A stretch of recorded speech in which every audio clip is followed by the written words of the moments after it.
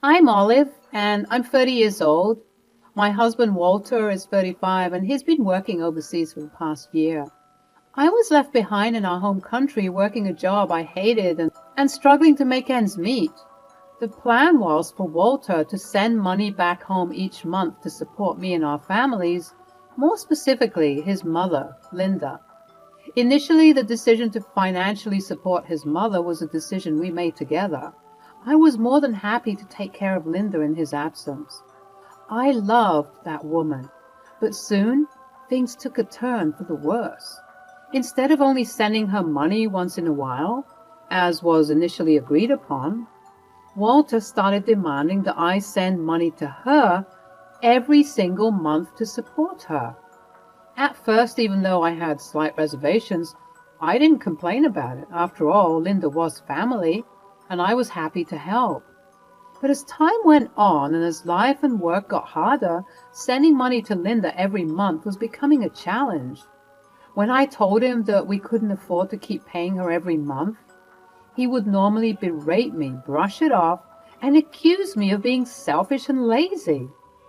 Growing up, I was always taught to be a good wife, to support my husband no matter what, and to always put my family first. But my resolve, as you can probably imagine, was slowly dissolving.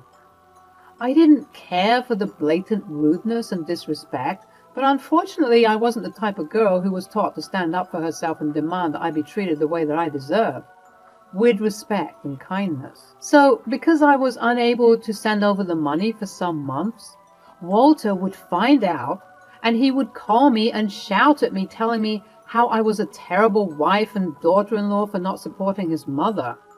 Even though Linda was okay with not receiving money every month, understanding how hard it was to juggle life and expenses, Walter was acting like I wasn't doing the best I could.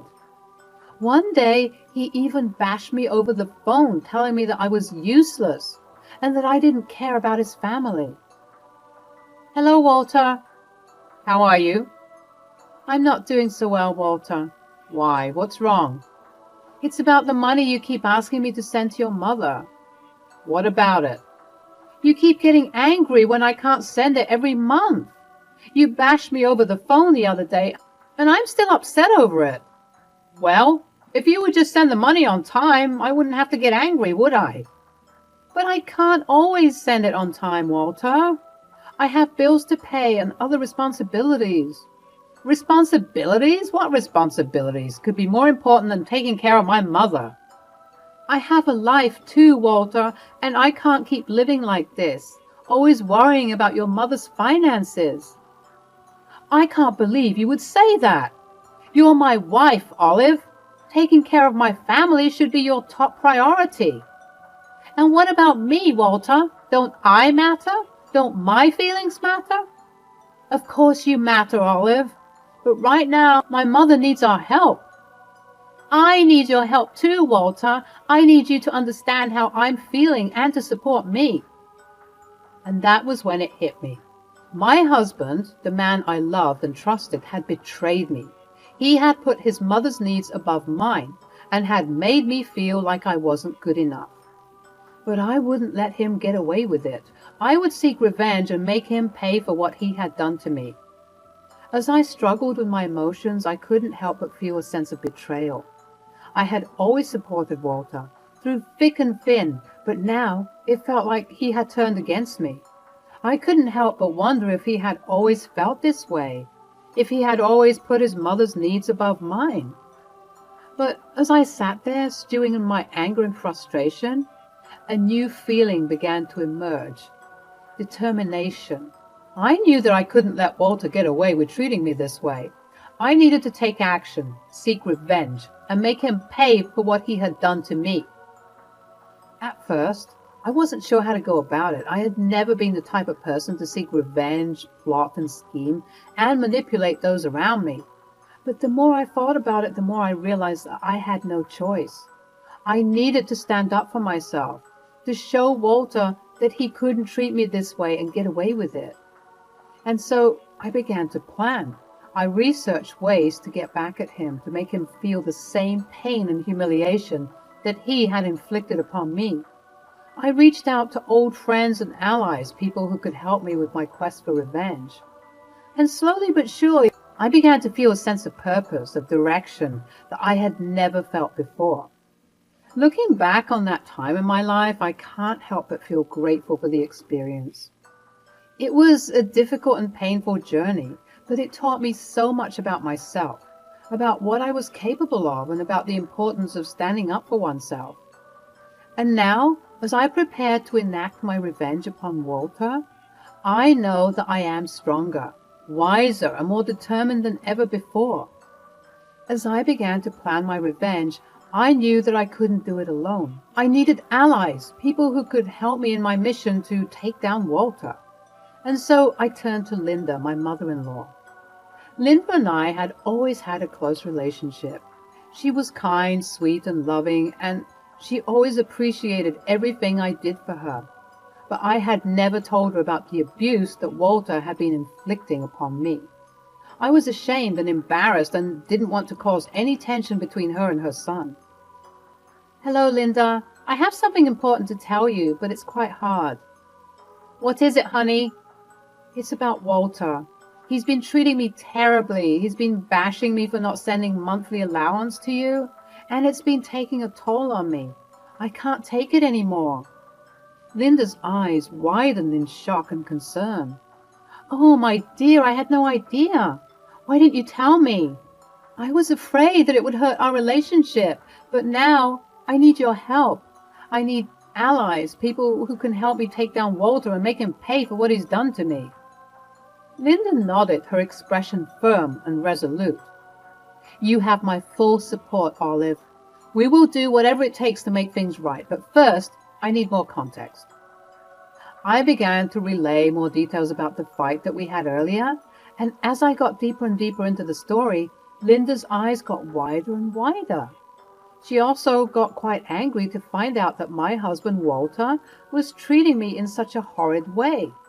She was also slightly upset with me as I didn't come to her with this information earlier. I apologized and we cried together and consoled each other about our circumstances.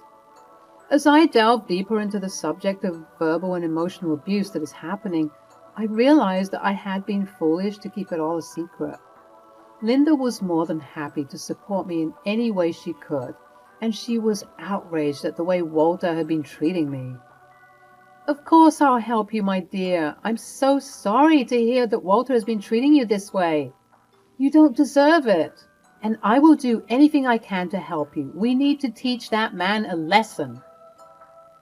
Over the next few weeks, Linda became my closest ally in my quest for revenge. She helped me gather information about Walter's whereabouts and habits, and she even provided me with some of the resources I would need to carry out my plan. But perhaps more importantly, Linda provided me with the emotional support that I needed to keep going.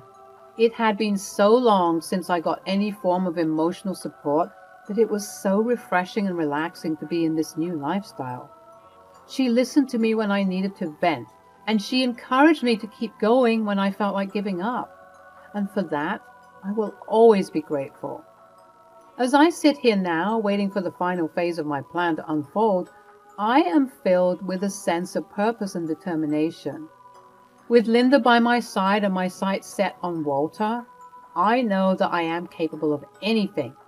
And at the time, as I thought about the look on his face when he sees what I have in store for him, I couldn't help but smile. As Linda and I continued to plan our revenge against Walter, we knew that we needed to be smart about it. We needed to come up with a plan that would make him realize the error of his ways without causing any lasting damage to our relationships. And then, one day, it hit me. What if we went on vacation together, just me and Linda? We could take lots of lovely selfies and pictures and send them to Walter. It would show him that we were having a great time together, and maybe make him realize that he needed to be more loving and prioritize his marriage as well as his love for his mother. I love that idea, Olive. Let's do it. And we can make sure to take lots of pictures together to drive the point home. Over the next few days, we planned our trip with meticulous detail. We researched the best resort, the most picturesque spots, and the most delicious restaurants. We packed our bags with the perfect outfits, and we made sure to bring plenty of sunscreen and snacks. Even though we were already complaining about money, we knew that we both needed a break, and that life wasn't just about working yourself to the bone. This vacation would kill two birds with one stone. Linda and I would get closer and closer, and we would show Walter that this was what was meant by living, not working tirelessly to make money that you'll never enjoy. And finally, the day of our trip arrived. We boarded the plane with excited anticipation, knowing that we were about to embark on a journey that would change everything. But more than that, I knew that Linda and I had forged an unbreakable bond through our shared experience. And no matter what happened next, I knew that I would always have her by my side. Linda and I decided to take a trip to Bali. We spent hours lounging on the beach, drinking cocktails, eating delicious food. It was a much-needed break from the stresses of everyday life. I am so happy we could spend this time together, Olive. Thank you for taking me with you. Of course, Linda. You deserve to be spoiled every once in a while. I hope you're having a good time. I am having a wonderful time. You're such a good daughter-in-law, Olive.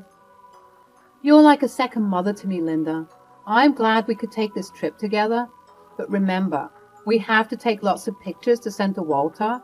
I want him to see how happy we are together. I want him to realize that he's being too hard on me and that he needs to be more supportive. Let's take as many pictures as we can. Yes, let's do that. We'll make sure to take pictures of us doing fun things and enjoying ourselves, and then I'll send them to him and he'll see what he's been missing out on. You're so smart, Olive. I'm sure he'll come around once he sees how happy we are together. I hope so, Linda. I do. As we sat on the beach, soaking up the sun and taking countless selfies, I couldn't help but feel a sense of satisfaction. This was it. This was the revenge I had been waiting for.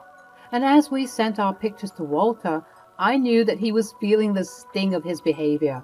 Sadly, this vacation had to be short-lived, considering our funds were low. As much as we wanted to stay and enjoy some more, we couldn't do that. As we returned from our vacation, I felt both anxious and excited to put my plan into action. Walter had no idea what was coming, and I couldn't wait to see his reaction. When I arrived home, I immediately set my plan in motion.